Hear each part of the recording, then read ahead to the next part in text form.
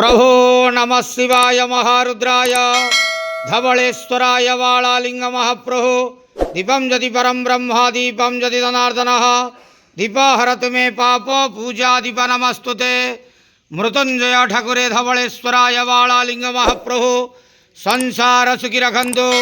आज शुभ बुधवार रे समस्त श्रद्धालु भक्त मानक आश्रीपद करंतु मनस्कामना पूर्ण करंतु कर्म क्षेत्र उन्नति करंतु ग्रहरिष्ठ खंडन करंतु जगतर मंगल करंतु विश्वर कल्याण करंतु आपणकर नाम प्रकाश करंतु सेवकर डाक श्रवण करंतु समस्त गवावसा भक्त मानकर मनस्कामना पूर्ण करंतु।